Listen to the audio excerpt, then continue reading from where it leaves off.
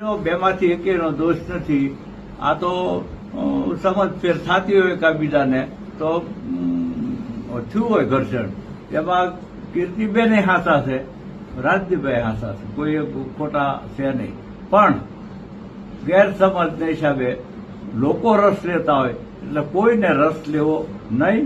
અને આ સુખદ સમાધાન બેનભાઈનું બેયનું, અને બેનભાઈમાં ઘર્ષણ હંમેશા થતું હોય એટલે. તો મિત્રો, કીર્તિ પટેલ અને રાજદીપસિંહ રીબડા વચ્ચેનો જે વિવાદ ચાલી રહ્યો હતો એ વિવાદનો આખરે અંત આવી ગયો છે. બાપુએ બંને વચ્ચે સમાધાન કરાવી દીધું છે અને તેમણે જણાવ્યું હતું કે કોઈ પણ મીડિયાએ હવે આ વાતને વધારે વેગ આપવો નહીં અને બંને વચ્ચેમાં મોગલની સાક્ષીમાં બાપુએ કીર્તિ પટેલ અને રાજદીપસિંહ રીબડા વચ્ચે સમાધાન કરાવી દીધું છે. તો મિત્રો, તમને પણ જો આ વિડીયો પસંદ આવ્યો હોય તો વિડીયોને એક લાઇક કરી દેજો અને સાથે સાથે ચેનલને સબસ્ક્રાઈબ પણ જરૂરથી કરી દેજો.